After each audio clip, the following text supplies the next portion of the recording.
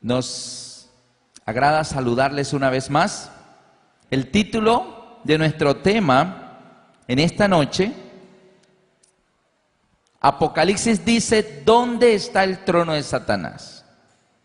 Pero vamos también a ver, según el tema de ayer, Cristo logró una victoria arrasadora. Nuevamente Miguel le gana a Lucifer. Miguel siempre vence al dragón. Lucifer no le ha ganado ni una sola a Miguel, o sea, a Jesús. Sin embargo, existe el peligro y el riesgo de que Lucifer le gane una a Cristo. Y Cristo no quede invicto. Invicto significa no perdió ninguna. A mí me gusta mucho el himno número 20 de nuestro himnario. Ved a Cristo, Rey de gloria, es del mundo el vencedor.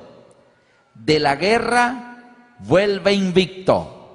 ¿Cómo vuelve de la guerra? Invicto. Démosle todos loor. Cristo regresó al cielo victorioso. 3 días en la tumba, al tercer día se levantó, resucitó, victorioso, glorioso. 40 días después de estar aquí con sus discípulos y sus apóstoles, ascendió en su nube al tercer cielo. Allá fue recibido, según Daniel capítulo 7, dice, miraba yo en las visiones de la noche y aquí sobre las nubes del cielo venía uno como un hijo de hombre, y le hicieron acercarse delante del anciano de días, y le fue dado dominio, gloria, reino y majestad. ¿Por qué? ¿Por qué le fue dado nuevamente eso en el tercer cielo? Porque él se había despojado a sí mismo, había tomado forma de siervo, se había hecho semejante a los hombres, y en su condición de hombre se humilló a sí mismo, se hizo obediente hasta la muerte y muerte de cruz. Y ahora regresaba a su hogar celestial. Miríadas y millares de ángeles lo acompañaron en la nube. Amén. Lucifer fue derrotado y fue visto en vivo y en directo por todo el universo, de lo que era capaz el querubín rebelde. Por eso decíamos en el tema de ayer, en Colosenses 2, versículo 15, y despojando a los principados y a las potestades, los exhibió públicamente, triunfando sobre ellos en la cruz. Ahora, esta derrota que el dragón sufrió y que de ahí en adelante no lo recibieron más en el tercer cielo, y fue arrojado el acusador de nuestros hermanos, el que los acusaba delante de nuestro Dios día y noche, ya no lo dejaron entrar más allá, se vino con gran ira para la tierra. Y entonces encontramos en el capítulo 12 de Apocalipsis, en sus Biblias, versículo 17. ¿Qué ocurrió? Después de que el dragón fue derrotado en la cruz, en la tumba, Jesús rompió el sello romano que ataba aquella roca sobre la tumba. Guardias fueron puestos para no dejar que el muerto se escapara. Y el muerto resucitó y se escapó igual. La guarnición romana no fue suficiente para detener al invicto y glorioso Jesús, vencedor de la muerte y de la tumba. Entonces el resultado de esta derrota para Satanás, Apocalipsis 12:17 dice, entonces el dragón se llenó de ira. ¿Qué fue lo que le dio? Mucha rabia. Se llenó de rabia. Se llenó de ira. ¿Y qué hizo? Y se fue a hacer guerra contra la mujer. En el lenguaje profético, mujer representa la iglesia. En el lenguaje profético, ¿qué representa? Mujer, iglesia. Así que el dragón se llenó de ira contra la iglesia, contra la mujer, y se fue a hacer guerra. A partir de este momento, Satanás comenzó una guerra, pero ya no contra Cristo, porque Cristo está ahora mismo sentado ¿dónde? Regresó al tercer cielo, allá no lo dejan entrar a él, así que ya no le puedo hacer nada a Cristo. Pero aquí tengo a Andrea, a Jimmy, a Alberto, a cada uno de ellos. Él los salvó en la cruz, pero todavía no se los ha llevado. A ellos los tengo aquí a mi alcance. Así que se fue a hacer guerra contra el resto de la descendencia de la iglesia. Y dice, ¿qué características tiene la iglesia de Cristo? Dice, los que guardan los mandamientos de Dios y tienen el testimonio de Jesucristo. Así que el dragón se fue a hacer guerra. ¿Contra quiénes? Contra el resto de la descendencia de la iglesia, los cristianos de cada una de las épocas. Y dice, ¿quiénes? Los que guardan los mandamientos de Dios y tienen el testimonio de Jesucristo. Entonces, él se fue a hacer esa guerra. La primera profecía que encontramos en Apocalipsis, la encontramos en el capítulo 2 y en el capítulo 3. Se llama la profecía de las 7 iglesias. La iglesia de Éfeso, Esmirna, Pérgamo, Tiatira, Sardis, Filadelfia y la Odisea.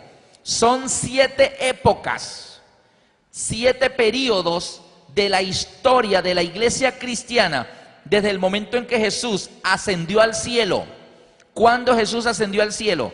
Según nuestro calendario actual, el calendario gregoriano, que es el que nos rige a nosotros, Jesús murió en el año 31. Resucitó al tercer día, seguía siendo el año 31. Y luego estuvo 40 días aquí en la tierra y seguía siendo el año 31. Y ascendió al cielo en el año 31. Desde el momento en que Jesús se fue en la nube, según está registrado en Hechos 1, 9 al 11, hasta el día en que Jesús regrese por segunda vez sobre las nubes del cielo con poder y gran gloria, entre el momento en que Él se fue y el momento en que Él regresará, nuestro Dios nos ilustra la historia de la iglesia cristiana en 7 periodos, 7 épocas. Y esas 7 épocas, en cada una de esas 7 épocas, Dios siempre ha tenido un remanente fiel. Un grupo a veces pequeño, a veces más grande, pero en cada época siempre ha habido quien ha levantado en alto la luz de la verdad. Aún en la Edad Media, lo que se llamó el oscurantismo medieval, Dios tuvo un remanente, un pueblo.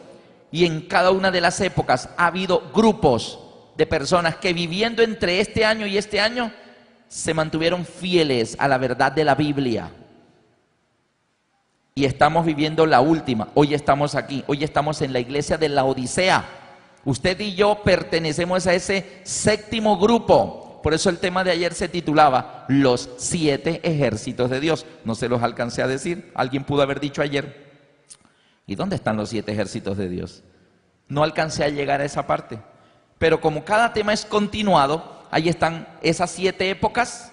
Y vamos a estudiar de una manera breve, entre hoy y mañana, cada una de estas 7 épocas. Pero antes de entrar de lleno en las 7 épocas, la Biblia registra que antes de irse Jesús de esta tierra, hubo 2 personas que se refirieron a su reino. 2 personas que se refirieron a su reino. Muchas veces Jesús mismo hizo referencia a su reino. Él dijo muchas parábolas. El reino de los cielos es semejante a un hombre que tenía 2 hijos. El reino de los cielos es semejante a un hombre que tenía un campo y salió a sembrar. El reino de los cielos es semejante a una red. El reino de los cielos es semejante a una semilla. Y dio muchas parábolas, pero él se refería a su reino. Es más, delante del procurador romano Poncio Pilato, Jesús le dijo, atado delante del gobernador romano, le dijo, mi reino no es de este mundo. Si mi reino fuera de este mundo, mis seguidores, ¿y quiénes son sus seguidores? Las huestes angélicas. Allá estaban los querubines comandando escuadrones gigantescos de ángeles y serafines. Si mi reino fuera de este mundo, mis servidores pelearían para que yo no fuera entregado, pero mi reino no es de aquí. Así que Jesús mismo se refirió muchas veces a su reino, pero hubo 2 personas, aparte de Jesús, que le hablaron a él sobre su reino. Uno de ellos, el ladrón de la cruz. Jesús está en la cruz, crucificado, a los 2 lados hay 2 ladrones, el uno malo y el otro también malo, los 2 eran malos, por eso eran ladrones. Y Uno de ellos, el que se arrepiente antes de morir y le decide entregar su corazón a Jesús, aún antes de morir, le dice: Señor, acuérdate de mí cuando vengas en tu reino. Este ladrón le está pronunciando esas palabras aquí, año 31. No le está diciendo: Señor, bájate de la cruz y sálvame, no me quiero morir, no me quiero morir. No, no le dijo eso. Ni siquiera le dijo: Señor, tú dijiste que ibas a resucitar, acuérdate de mí, no me dejes en la tumba. O sea, le está pidiendo algo que debe suceder al tercer día. Pero el ladrón no le está pidiendo algo para el tercer día. Le está diciendo aquí, muriendo el año 31, acuérdate de mí, ¿cuándo? Cuando vengas en tu reino. ¿Y cuándo era eso? Miren, el ladrón le está pidiendo aquí algo que va a suceder aquí. Yo llamo a ese ladrón el ladrón adventista. ¿Cómo se llaman las personas que creen en el advenimiento? Y este ladrón tan malo que era, nosotros a la verdad merecemos lo que nos está pasando porque nuestros actos son malos. Él reconocía que merecía la crucifixión. Él reconocía que era pecador, que era malo y que era ladrón y que merecía la crucifixión. Pero este justo ningún mal ha hecho, le dijo al otro ladrón. Y luego le dice: Señor, acuérdate de mí cuando vengas. Este ladrón sabía lo mismo que tú y yo. Pero me llama la atención que sabiendo eso siguió siendo ¿qué? Ladrón. Qué tristeza que a veces lo que sabemos, podemos saber muchas cosas, no es lo que sabes, sino lo que. Y este ladrón sabía todo eso y siguió siendo ¿qué? Ladrón. Mal testimonio, ¿cierto? Pero creía en la segunda venida. Acuérdate de mí cuando vengas en tu reino. Y Jesús no le dijo: ahora es que estás asustado, ¿no? Ahora es que vas a pedir. No, Jesús amorosamente vio la sinceridad de su corazón, que aunque estaba en los últimos minutos de su vida, lo aceptó y le hizo una promesa maravillosa. De cierto te digo hoy, estarás conmigo en el paraíso. Amén. ¿Y dónde queda el paraíso? Tercer cielo. ¿Se acuerdan de Pablo? Conozco a un hombre en Cristo que hace 14 años, sin el cuerpo no lo sé, si fuera el cuerpo no lo sé, fue llevado hasta el tercer cielo y fue llevado al paraíso, donde oyó palabras inefables que no les he dado al hombre expresar. Así que miren ustedes cómo ya vamos entendiendo el lenguaje de la Biblia. Amén. Así que el ladrón hizo referencia al reino de Jesús. Y la segunda persona que encontramos en la Biblia que hizo referencia a su reino, por favor síganme con sus Biblias en el libro de Hechos de los Apóstoles, capítulo 1, versículo 6. Jesús está en el monte de los olivos, listo para irse. La nube que está ahí, él sabe que no es una nube cualquiera, es el vehículo lleno de ángeles que lo va a transportar en un veloz viaje, cruzando los cielos hasta el mar de vidrio, donde lo está esperando su padre para decirle: hijo, siéntate a mi diestra. Ahora el gran príncipe volverá a estar al lado de su padre, el gran rey, y será coronado rey de reyes y señor de señores. Pero antes de irse está en el monte de los olivos, dando la despedida. Y estando allí, mire la pregunta que le hacen a él: ¿qué año es? ¿Año? Eso está pasando aquí, año 31. Dice, versículo 6, entonces los que se habían reunido le preguntaron diciendo: Señor, ¿restaurarás el reino a Israel en este tiempo? ¿En quiénes estaban pensando ellos? En Israel. Señor, ¿seremos los campeones del mundo? Señor, tu pueblo al fin verá la gloria como en los tiempos de Salomón y de David. Todos los pueblos nos temerán. Señor, nos darás el trono. Señor, el reino nos lo vas a entregar en las manos otra vez para que nos respeten. Nota que la pregunta de ellos es una pregunta del reino de Dios, pero que si se lo va a dar a ellos. Pero Jesús sabía en ese momento que más allá del horizonte del mar había un continente que ni siquiera sabían que existía. Se llamaba ¿cómo? No se llamaba todavía, le pusieron América. Pero el Señor sabía que allá en América vives tú, y que tú nacerías, y que tú amarías a Dios. Y él tiene pensado que el reino no es solo restaurárselo a Israel, sino al hombre, a la humanidad, a sus hijos de la tierra, a la descendencia de Adán, a todos los que crean en su nombre, les dará potestad de ser hechos hijos de Dios. Sean costeños, llaneros, americanos, argentinos, europeos, de donde sea. Amén. Pero la pregunta de ellos es: Señor, ¿restaurarás el reino en este tiempo? Y la respuesta de Jesús, versículo 7, y les dijo: no os toca a vosotros saber. Como quien dice, esa pregunta, esa respuesta no es para ustedes. ¿Los dejó? ¿No les contestó? Señor, ¿restaurarás el reino de Israel del reino a Israel en este tiempo? Le están preguntando por el futuro. Señor, el futuro, tú te vas, y el futuro, Señor, ¿cómo va a ser? ¿Restaurarás el reino? ¿Nos dejas así como en ascuas? Y Jesús le dice: no os toca a vosotros, los que viven en el año 31, saber los tiempos y las sazones que el Padre puso en su sola potestad. Ahí está en versículo 7. En pocas palabras, Jesús le dice: ¿sabe qué? No sé. No sé. La información que ustedes me están pidiendo solo la tiene en su sola potestad. ¿Quién? Mi Padre. Y yo apenas voy para allá. No he llegado. Todavía estoy aquí en la tierra. No he ido a mi Padre.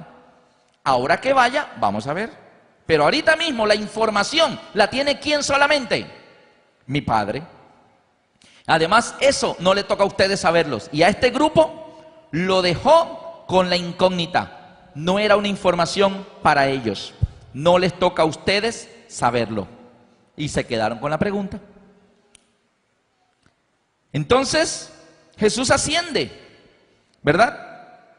Jesús asciende, da una instrucción: recibiréis poder, vendrá el Espíritu Santo sobre vosotros, y seréis llenos de poder, y me seréis testigos en Judea, en Samaria, en Judea, en Jerusalén, en Judea, en Samaria, y hasta lo último de la tierra. Van a ir por allá a otro continente a llevar este evangelio, para que todos sepan que Dios no es justicia o amor, que todo el mundo sepa que Dios es justicia y amor. Lleven el evangelio, que la gente sepa que su vida vale mucho, que fueron comprados por un gran precio. Díganle a todo el mundo que su vida vale la vida de un Dios.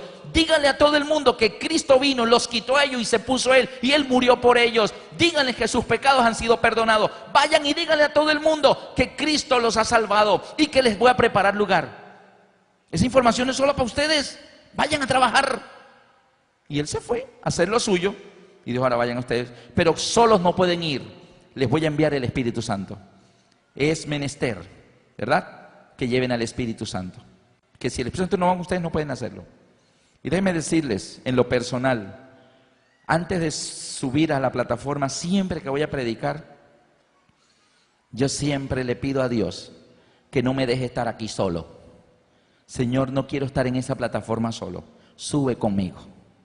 Señor, párate en esa plataforma y diles las cosas como solo tú las sabes decir. Porque palabras humanas son poca cosa para expresar tanta grandeza tuya. Por favor, hazlo tú mismo. Te presto mi boca. Yo me paro ahí, pero habla tú, Señor. Y nunca me paro aquí sin la seguridad de que Él va a estar aquí. Amén. Y Él lo dijo: recibiréis poder y me seréis testigos. Así que, pero ahora yo le hago una preguntita. Jesús quiere que todo el mundo sepa: vayan, seanme testigos, lleven esto a todo el mundo. ¿Satanás quiere que todo el mundo sepa eso? ¿Ustedes qué dicen? No, que no se enteren. Ya no pude impedir que murieran en la cruz, ya los compró, ahora son de Él. Pero que no se enteren, que no sepan que ahora son del cielo, que sigan creyendo que son míos, que sigan creyendo que la muerte es lo más seguro que tienen en esta vida, que no sepan de la resurrección, que no crean en la salvación, que ni siquiera se enteren que Cristo viene. Así que Satanás va a tratar en una guerra al resto de la descendencia de ella a impedir que este remanente, estos 7 ejércitos de Dios, lleven el mensaje de salvación hasta lo último de la tierra, para que cuando Cristo venga, encuentre un pueblo bien preparado. Amén. Y Jesús asciende, y habiendo dicho estas cosas, viéndolo ellos, fue alzado, y lo recibió una nube que lo ocultó de sus ojos, y se fue.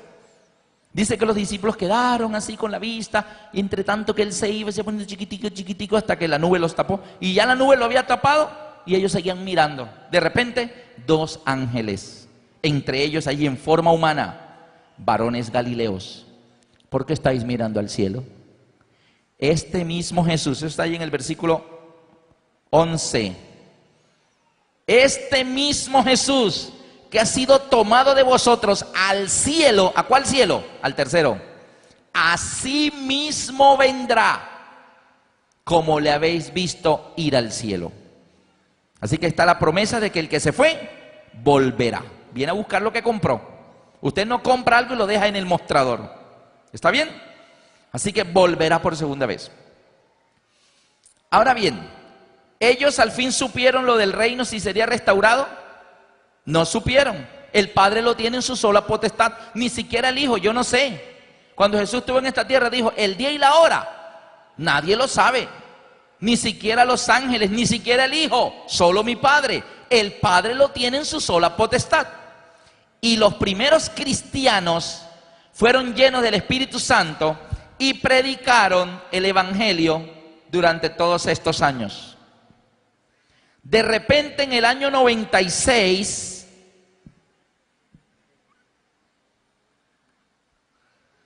Juan, el último de los apóstoles vivos, fue condenado por el emperador romano a una isla prisión llamada Patmos.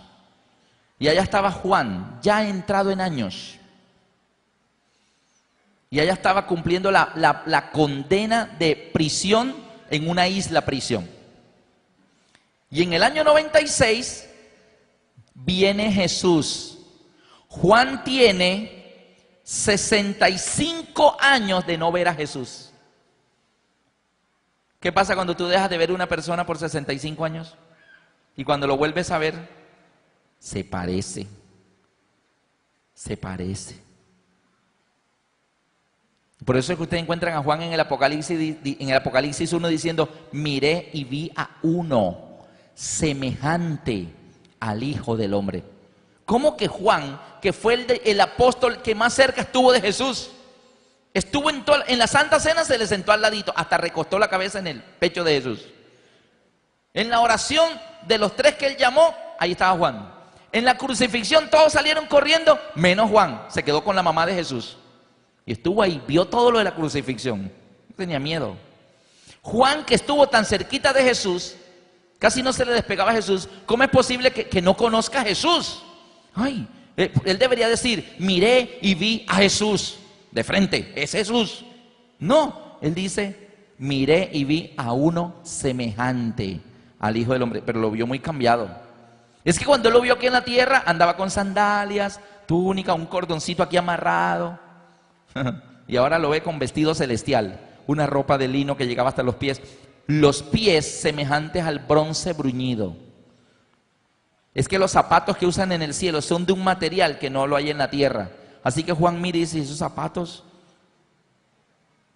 son como el bronce bruñido. Su pecho un cinto de oro. Cuando Jesús en la tierra se vistió con algo de oro, pero ahora está en el cielo y es rey, así que regresa con su vestido celestial. Y Juan lo mira y dice, semejante al Hijo del Hombre. Amén.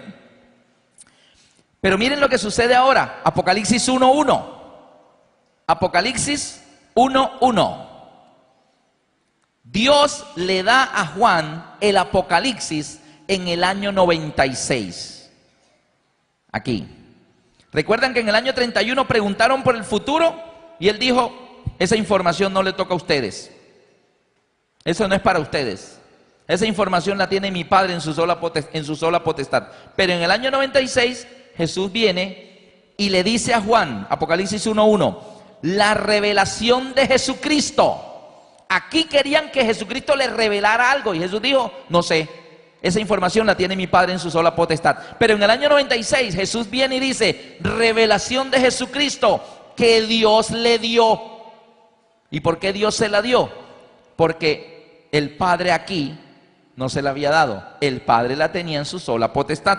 Pero en el año 96 el Padre dice: hijo, toma esta información es valiosa, llévasela a ellos a la tierra. Revelación de Jesucristo que Dios le dio. Ahora miren qué es el Apocalipsis. La palabra Apocalipsis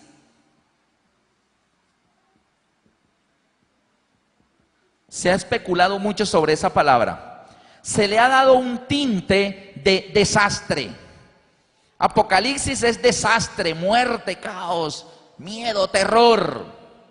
Cuando las Torres Gemelas se derrumbaron el 11 de septiembre del 2001, el Time de Nueva York, El Tiempo y El Espectador de Colombia publicaron al día siguiente una fotografía de página, de media página, en la primera página, las ruinas, y decía: el paisaje es apocalíptico. Así que siempre se trata de definir que Apocalipsis es algo desastroso, caos, muerte, destrucción. Sin embargo, la propia Biblia dice que Apocalipsis es revelación. ¿Qué es una revelación? Revelación es algo que estaba oculto y salió a la luz. Revelación, cuando tú tomas unas fotografías y terminas el rollo de fotografías, tú lo sacas de la cámara y es un tubito. No sabes qué hay ahí, no sabes si las fotos salieron bien. Entonces tú las llevas ¿a qué? A revelar. Ellos lo toman, van a un cuarto oscuro, hacen un proceso allí y luego salen a todo color y ahí te revelan quién te puso los dedos así. Ahí sale en la fotografía. Uy, mire, me dañaron ahí el peinado. Te revelaron. Revelación es lo que sucede en las telenovelas el último día, el último capítulo. La verdad sale a la luz. Esos secretos que han tenido ocultos durante 6 meses, 8 meses, año y medio. Y entonces el último día dicen: ella es tu verdadera madre. Ahí revelaron el secreto. Así que revelar es algo oculto que sale a la luz. Ellos querían saber: Señor, ¿restaurarás el reino? No le toca a ustedes saber eso. Y aquí dice: vamos a revelarles ahora sí. Y dan la revelación.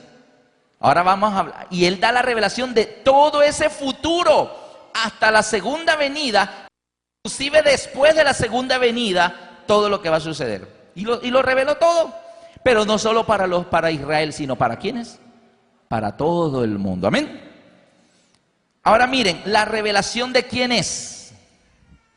¿De quién es la revelación? ¿De la iglesia adventista? No, la revelación es de Jesucristo. Él es el dueño. Nadie en la tierra es el dueño del Apocalipsis. Ninguna iglesia. Cuando nosotros venimos al frente a presentar el Apocalipsis, hermanos, esto no es mío. Algunos afuera me dicen: ay, hermano, qué lindo, lo felicito. No, ¿y por qué me felicita? Esos versículos no son míos. ¿Esos versículos de quién son? Es del Señor. Yo solo les estoy trayendo la razón. Mire, el Señor Jesús le manda esto y esto y le manda a decir esto y esto, pero eso no es mío. Este maravilloso plan de salvación que hemos estado escuchando es del Señor. Y es maravilloso y es hermoso porque es de Él, no es del predicador. Así que la honra y la gloria es ¿para quién? Para el dueño del mensaje, para el Señor. Amén. La revelación es de Jesucristo. Ahora miren una cosa. El Padre la tenía en su sola potestad, pero aquí decide darla. Y noten que para que el Apocalipsis llegue a nosotros, se necesitó una cadena de elementos o de participación de muchas personas para que tú hoy lo tengas ahí en tus piernas abierto. La revelación es de Jesucristo. Leamos nuevamente el versículo 1. La revelación de Jesucristo que Dios le dio para manifestar a sus siervos las cosas que deben suceder pronto. Y la declaró enviándola por medio de su ángel a su siervo Juan. Miren la cadena. La revelación es de Jesucristo, pero ¿quién se la dio a Jesucristo? Dios. Dios se la dio a Jesucristo. Revelación de Jesucristo que Dios le dio para manifestar a sus siervos las cosas que deben suceder pronto. La declaró enviándola por medio de su ángel a su siervo Juan. Y Juan se le dice: Juan, escribe en un libro lo que ves y envíalo. Así que mire cuántos tuvieron que intervenir para que el Apocalipsis llegue a nosotros. Dios se lo da a Jesucristo, Jesucristo a su ángel a Juan, Juan lo escribe y te lo mandó, y ahí tú lo tienes en las piernas. Pero ¿de qué sirve todo este trabajo y este proceso para que luego Satanás le diga a todo el mundo: no lea ese libro? El que lee ese libro se vuelve loco. ¿Han escuchado eso? No lo lea, ese libro el que lo lee se vuelve loco. Y hasta te dice: mira, por mi casa había un muchacho y él se metió en eso y andaba con la Biblia en el brazo. Mira, estás loco, tira piedra por allá. Y tú: sí, ese libro vuelve loco a la gente. Y Satanás mete terror, porque a Satanás no le conviene que la revelación de Jesucristo sobre ese futuro nos llegue a nosotros, porque es que en ese futuro Dios nos revela lo que Satanás, la guerra que Satanás haría en cada época contra cada uno de los 7 ejércitos de Dios que viviríamos en cada una de las épocas. Nosotros somos el 7º grupo. ¿Cómo es que Satanás está haciendo la guerra hoy contra el pueblo de Dios? A Satanás no le conviene que la gente se entere de eso, así que inventa diferentes maneras para que la gente no lo lea. Así que tú dices: ay no, yo no lo leo, porque el que lee eso se vuelve loco. Entonces, de nada sirvió que Dios se la diera a Jesucristo, Jesucristo a Juan, a su ángel a Juan. Juan lo escribe en una isla prisión para que tú lo tengas, y tú con el libro cerrado por allá porque que te da miedo. Y Satanás muerto de la risa. No es así. Ahora bien, hemos titulado esta serie Apocalipsis, una carta de amor. En el Carmen de Bolívar, una vez una señora muy amiga me dijo en la calle: Alberto, ¿cuándo vas a tener conferencias de Apocalipsis? Yo le dije: no, todavía no tengo ninguna programada. ¿Me avisas? Pasaron 2 meses. Oye, Alberto, ¿qué hubo? ¿No has hecho conferencia? No, no hemos hecho conferencia. Bueno, ¿me avisas? 2 meses más. ¿Qué hubo? ¿Y las conferencias? No, no hemos hecho. Yo te aviso. Hasta que llegó el momento de unas conferencias de Apocalipsis. Así que le vi tanta insistencia que yo mismo le llevé la invitación a su casa. Le dije: mira, vamos a tener este ciclo en la Casa de la Cultura. Comenzaron las conferencias y no la vi. Segundo día no la vi. Tercer día la vi por la calle. De pronto dije: pronto está viajando. Y la vi por la calle. Oye, ya comenzaron las conferencias. Ah, sí. Sí, yo voy. Ah, bueno. 4.º día, 5.º día, 6.º día, nada. Me la volví a encontrar y le dije: oiga, ¿y qué pasó? Tanta insistencia por las conferencias. Y ya estamos casi llegando a la mitad y no ha sido. Y me dice: te voy a decir la verdad. Yo estoy esperando que pasen esos temas de miedo. Y cuando vengan los temas bonitos del amor, a esos voy a ir. Y a mí me sorprendió que ella me dijera que estaba esperando que pasaran los temas de miedo. O sea, ¿cuáles temas de miedo? Pero muchas personas tienen ese concepto. En Bucaramanga, vinimos desde la costa a dictar un ciclo en la iglesia de Sotomayor. Y yo estaba sacando unas transparencias, unas fotocopias en transparencia para proyectar. Y estoy en una librería, en una papelería, me estaban fotocopiando en unas transparencias. De repente un hombre al lado estaba también sacando unas fotocopias y de pronto yo veo que comienza como a mirar lo que yo estoy sacando. Yo estaba ahí organizándolas y poniéndolas, estaba primero. Y yo vi que él hacía así. Entonces me dijo: ¿eso es de Apocalipsis? Yo le dije: sí, señor. ¿Y tú por qué sacas eso? Yo le dije: lo que pasa es que he venido a la ciudad a dictar 2 semanas de conferencias aquí en tal parte, lo invito. Me dijo: ah. Y me queda viendo y me dice: dígame una cosa, ¿Ustedes por qué se empeñan en aterrorizar a la gente? ¿Por qué le hablan a la gente del terror del Apocalipsis? Tan lindo que es el amor de Dios. Y ustedes desfiguran el carácter de amor de Dios, mostrando ese fuego y azufre y cuernos y bestias y lago de fuego de Apocalipsis. La conversación siguió y yo le dije, ¿sabe qué, amigo? La verdad es que yo no he visto el terror en el Apocalipsis por ningún lado. En Apocalipsis lo que veo es una carta de amor. ¿Cómo me vas a decir tú que el Apocalipsis es una carta de amor? Es un libro de terror. No.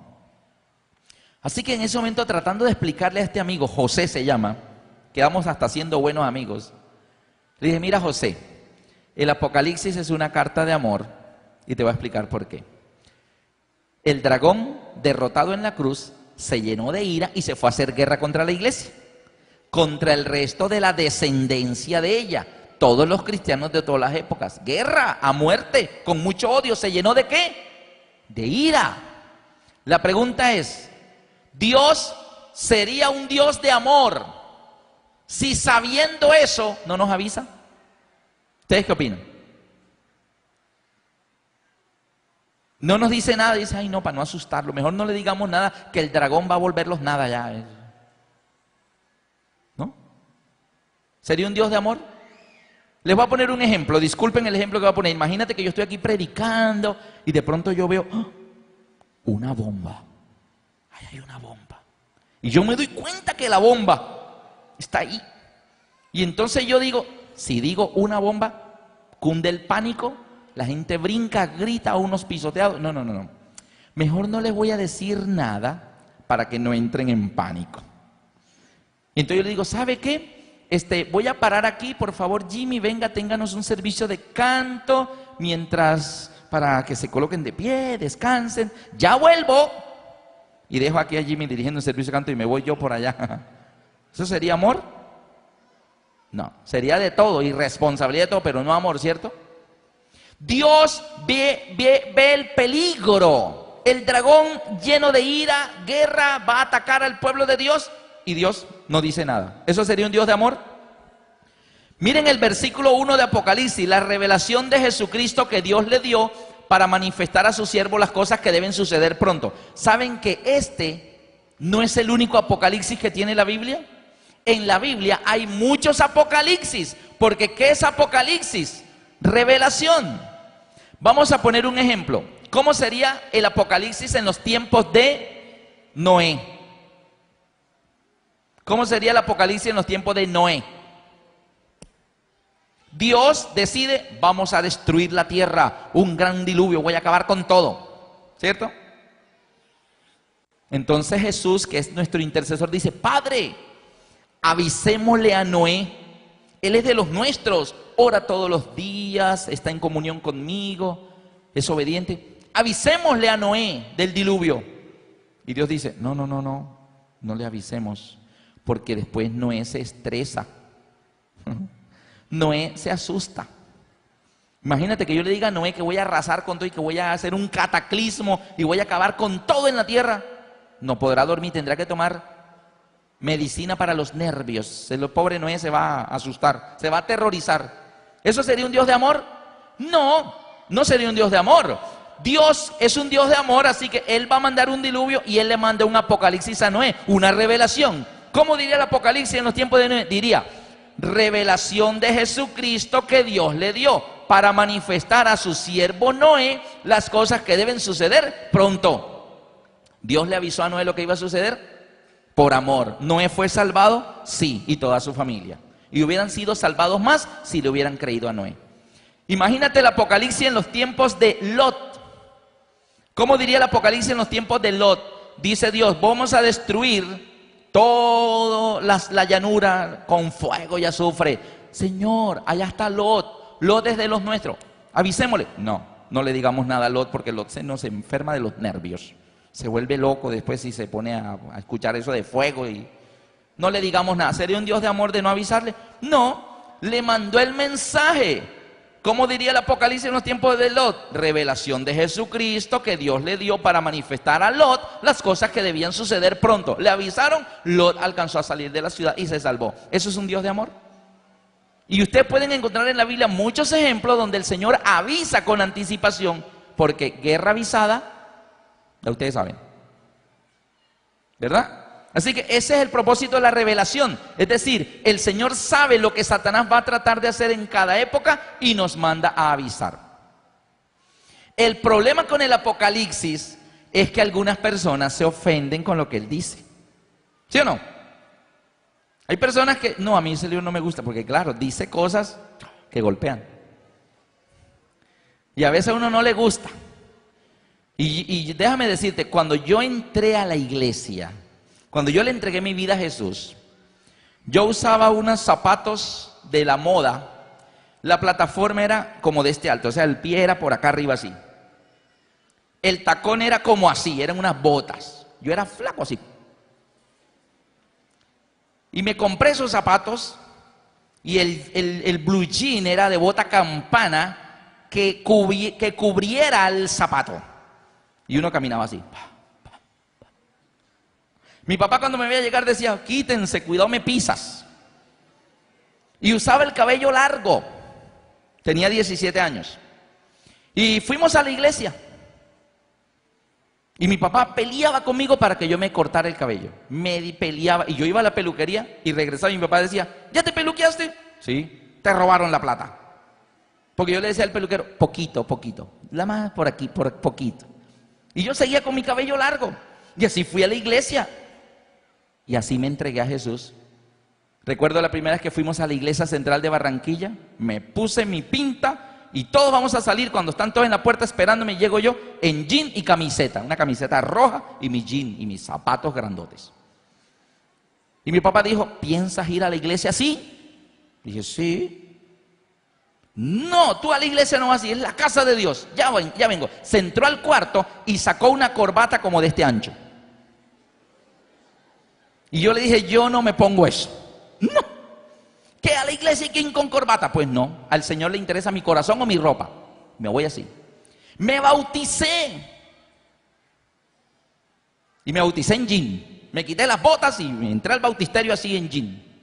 Cuando salí, ese pantalón arrastraba. Reguero de agua por todos lados. Y comencé a estudiar la Biblia. Y mi papá peleaba conmigo por el cabello. Y un día yo solito estudiando la Biblia, ¡pum! Corintios, ¿no sabéis que al varón le es deshonroso dejarse crecer el cabello? Y yo, ¿qué? Lo volví a leer. ¿No sabéis que al varón le es deshonroso dejarse crecer el cabello? En cambio a la mujer el cabello le es dado por velo. En todo caso, dice Pablo, si alguno insiste o algo así, las iglesias de Dios no tienen esa costumbre. Mejor dicho, me habló más claro, no canta un gallo. Y yo lo leía 3 veces. Me miré al espejo. Llevaba años peleando con mi papá. Pero ahora estaba Dios hablándome. Cerré la Biblia y me fui a la peluquería. Y me corté el cabello y regresé a la casa y mi papá dijo, ¿y qué le pasó? Dije, no, pues que quise peluquearme. Se va a enterar por este video por qué me peluqueé. Entonces, a veces la Biblia nos dice cosas que no nos gustan. Y por eso algunas personas no quieren el Apocalipsis. Una vez iba un hombre en su carro por las carreteras, curvas así, iba a buena velocidad en su buen carro.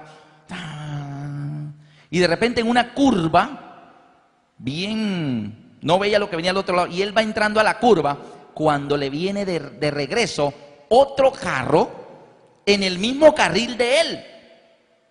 Y se encuentran así y el otro carro a duras penas sacó el zigzag y volvió a su carril y rozó así un poquito el espejo de él. Y él volvió a entrar a la vía y por poco se estrellan y entró a la curva, pero él alcanzó a escuchar que el otro conductor le gritó algo, pero no, lo único que escuchó fue cerdo. Tras de que viene en su carril, casi lo saca a la vía, Este hombre le dio tanta ira, sacó la cabeza por la ventana y le gritó, más cerdo será su... Y ya ustedes saben lo que le dijo. Pero inmediatamente vuelve a mirar al frente y está entrando a la curva cuando en plena mitad de la vía, un tremendo cerdo gordo echado en la vía. Y él, a duras penas, tiró el volante a la derecha, se salió de la vía y chocó contra una gran piedra y rompió el carro.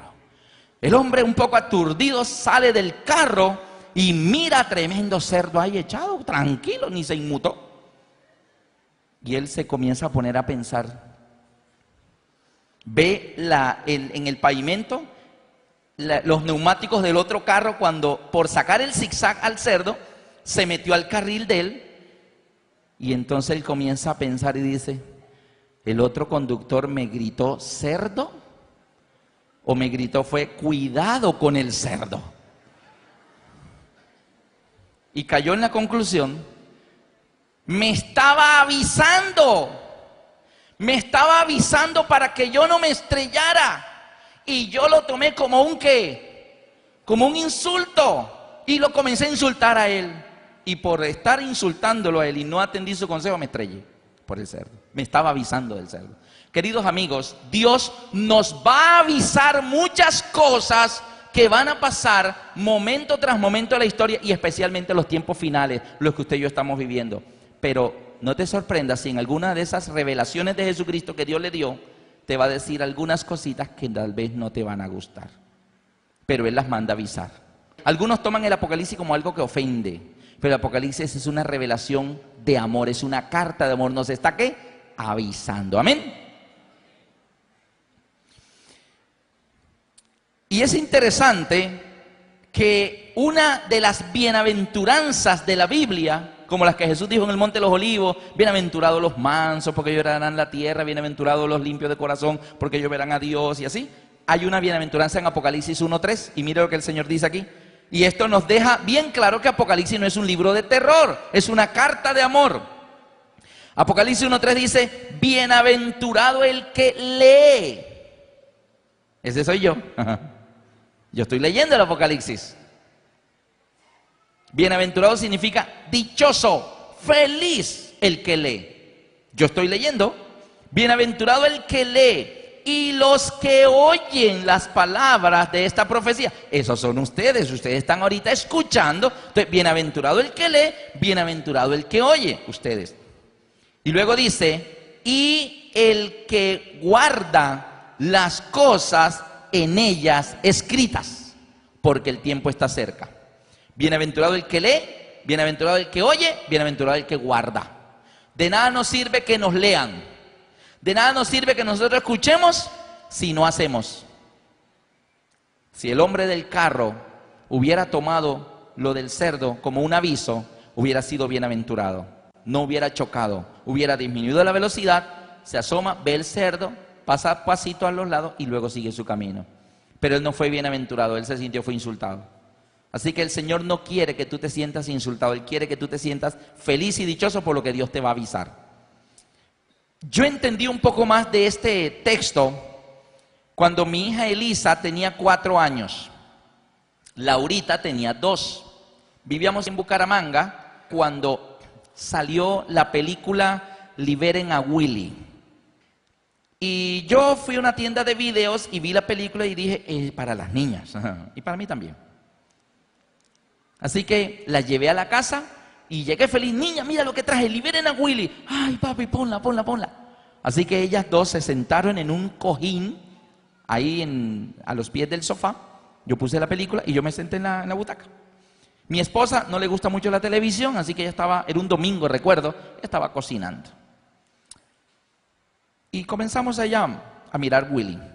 Los que han visto esa película, hay una parte donde el niño está caminando junto al estanque donde está la ballena y de repente se asusta y corre, se resbala, cae, se golpea la cabeza y cae al estanque y se comienza a hundir, pierde el conocimiento y comienza a hundirse al fondo del estanque y la tremenda ballena de 12 toneladas nadando alrededor así. Cuando eso sucedió en la película, mi hija Elisa de 4 años saltó se me subió encima, metió la cabeza aquí, me apretó y comenzó a gritar: papi, papi, papi, se va a ahogar, papi, papi, se va a ahogar, papi, se lo va a comer la ballena, papi. Pero me apretaba que yo no me la podía quitar. Y le decía: no, nena, es una película, pero mira, ahora vas a ver lo que pasa. No, papi, papi, se va a ahogar. Eso miraba y volvía y enterraba la cabeza: se va a ahogar el niñito, se va a ahogar, papi. Se lo va a comer la ballena, se va a comer. Bueno, la ballena toma al niño, lo saca, él luego reacciona, se hacen amigos, y ella ahí mirando y limpiándose las lágrimas. Mi esposa sacó la cabeza por la cocina y dijo: ¿para qué traes esa película? Eso va a traumatizar a la niña, mírala tú solo. Yo: no, amor, esto es para los niños. Así que ella luego poco a poco volvió y se sentó al cojín al lado de Laura, de 2 añitos, y seguimos viendo la película. Y de repente la sacan, la llevan en un contenedor, la van llevando por una carretera destapada y hay unos troncos a mitad de camino. Tratan de retroceder y el tráiler donde va la ballena se comienza a resbalar hacia un abismo y vuelve a saltar Elisa al hombro. Papi, se va a caer, se va a caer, se va a morir Willy, papi, se va a morir. Bueno, ustedes saben al final lo que sucede. La ballena salta y se va en el mar feliz. Mi esposa me regañó una vez: mira que la niña no va a poder dormir esta noche, ¿cómo es que tú le traes eso? Ahora bien, 2 semanas después, en TV Cable salió Liberen a Willy, en televisión. Y estaban Elisa y Laura, 4 y 2 años, y 2 amiguitos de ellas, Karen, de 6 años, y Jorge, de 7. 7, 6, 4 y 2. Y cuando mi esposa dijo: Alberto, van a dar Liberen a Willy, cámbiales el canal ahí disimuladamente para que la niña no se ponga a llorar. Así que yo fui: hola niños, ¿cómo están? Y cambié el canal. Y ellos no se dejaron. Papi, no la cambies, que van a dar Liberen a Willy, vamos a verla. No, nena, ya ustedes la vieron, vamos a ver otra cosa. No, papi, queremos verla. Así que los 4 me hicieron ahí un meeting. Se las puse y dije: me voy a sentar aquí a esperar que Elisa brinque. Y entonces los 4 niños ahí sentados en el cojín en el suelo y yo viendo la película. Llega el niño, ¡pam!, se cae al agua y se está ahogando. Y yo esperando que mi hija de 4 años salte, cuando de pronto le dice a los otros niños: Karen, Jorge, no vayan a llorar, ¿oyeron? Que al niño no le pasa nada, la ballena lo salva, él no se va a ahogar, ni la ballena se lo come. Ahora vas a ver, ella lo salva y se hacen amigos. No lloren. Y yo. Y en la segunda parte, donde también lloró la primera vez: no vayan a llorar, la ballena no se cae, el papá del niñito viene y lo ayuda y la ballena la llevan al mar y ella se escapa. No vayas a llorar, Jorge, no llores, Karen. Y cuando yo veía eso, recordé: bienaventurado el que lee, y los que oyen, y los que guardan. ¿Cuál fue la diferencia de la actitud de Elisa la primera vez que vio la película con la segunda vez?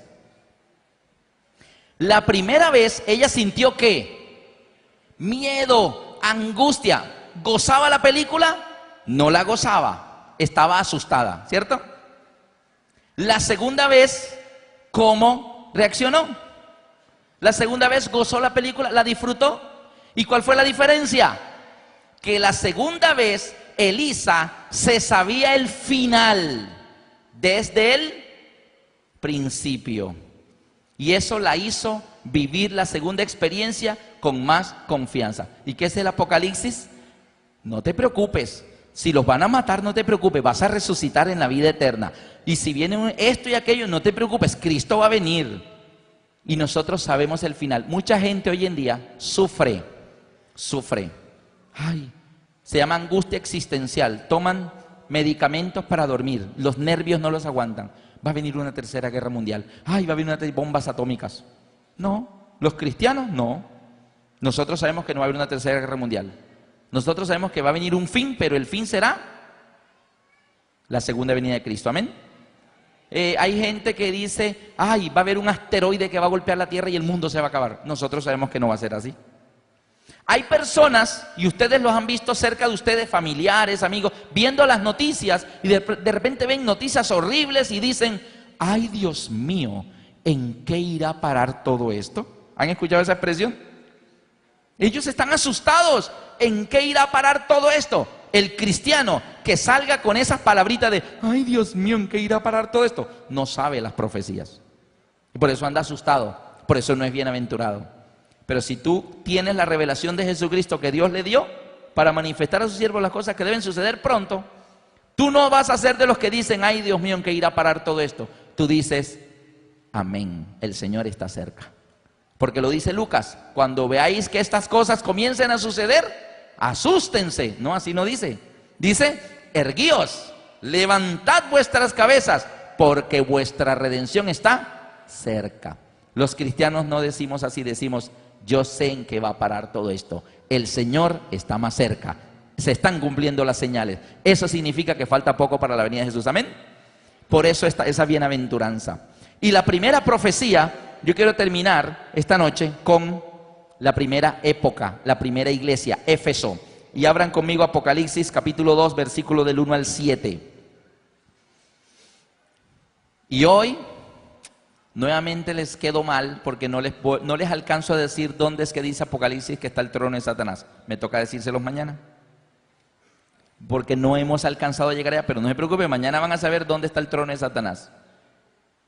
Pero miren esto, Apocalipsis 2 del 1 al 7. El Señor le manda unas cartas a los cristianos que viven en cada una de esas 7 épocas del futuro.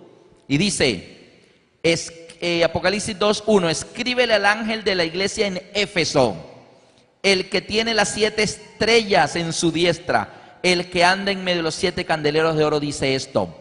El término estrella significa ángel y la palabra ángel significa mensajero. ¿Quiénes son los mensajeros en la época de Éfeso? Los apóstoles. Los cristianos que quedaron cuando Jesús se fue al cielo. En el año 96 todavía Juan estaba vivo. En el año por aquí 60 y algo murió Pedro y también Pablo. Esta fue la época apostólica. Éfeso es la época apostólica.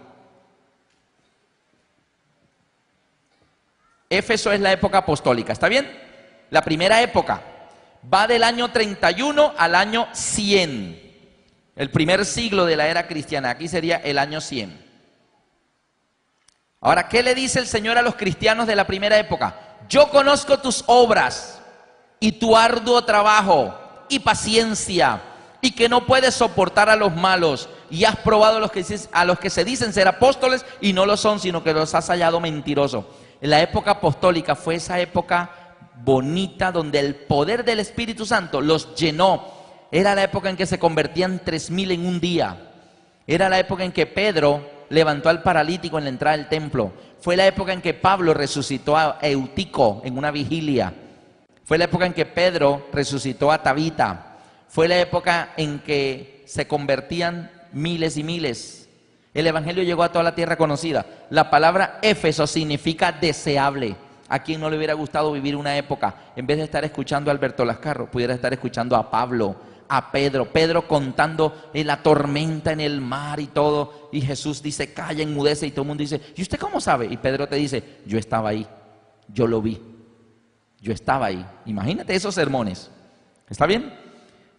También dice que fue la época en que los apóstoles predicaban con arduo trabajo. Versículo 3, has sufrido, has tenido paciencia y has trabajado arduamente por amor de mi nombre y no has desmayado. Maravilloso el tiempo de la época apostólica, pero hay un problema en el versículo 5, en el 4 y 5. Pero tengo contra ti, o sea, hubo algo malo en la época apostólica. ¿Qué pasó? Pero tengo contra ti que has dejado tu primer amor. ¿Qué? ¿Que has dejado tu primer amor? ¿Cómo así? ¿Cómo que en la época apostólica se comenzó a dejar el primer amor? Recuerda por tanto de dónde has caído y arrepiéntete y haz las primeras obras, pues si no vendré pronto a ti, quitaré tu candelero de su lugar si no te hubieras arrepentido. El Señor le dice a los cristianos de la época apostólica, les dice, has dejado tu primer amor. ¿Ustedes recuerdan su primer amor? Siempre que hago esta pregunta, las esposas le hacen a los esposos así.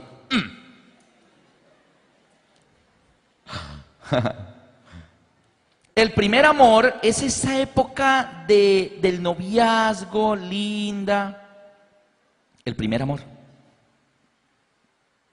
Yo siempre he dicho, ¿dónde está escrito que cuando uno se casa deja de ser novios? ¿Dónde está escrito eso?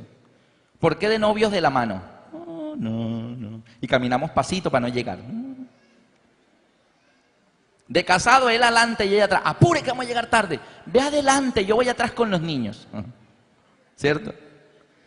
El primer amor de novios, paramos el carro, nos bajamos, le abrimos la puerta, mi amor, todo para agarrarle la mano.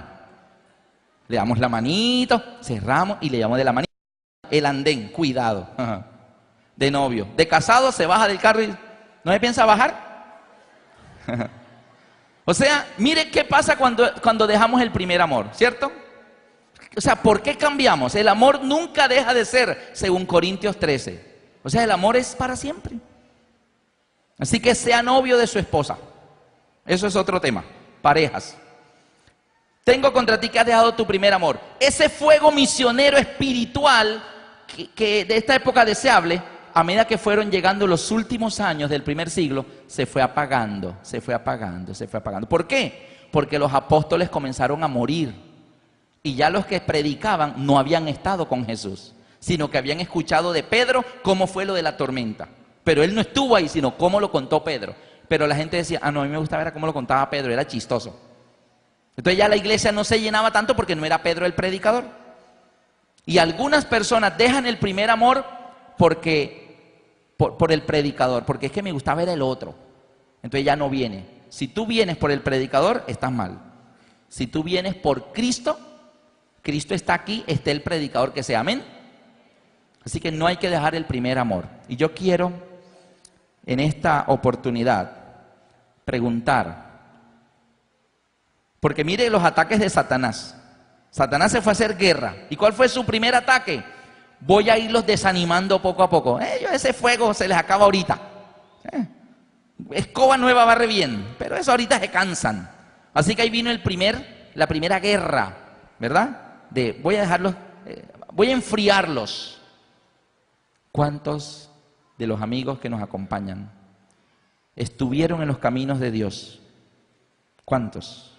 Y sienten que por X o Y razón, no importa la razón, no interesa, pero tú sientes que has dejado tu primer amor, que ya no es como antes, que ya casi no vienes a la iglesia, o aún dejaste de venir a la iglesia y solo estás viniendo ahora en esta serie. Yo quisiera saber si esta noche hay aquí personas que saben en su corazón que tuvieron un amor muy fogoso al principio en las cosas de Dios, pero poco a poco se fueron desanimando y el enemigo lo fue apagando. Tú no te diste cuenta, pero te fueron echando agüita fría para que se te apagara ese fuego. ¿Cuántos de ustedes que nos están viendo en este momento sienten esa voz que le dice en el versículo 5, recuerda por tanto de dónde has caído y arrepiéntete y haz las primeras obras?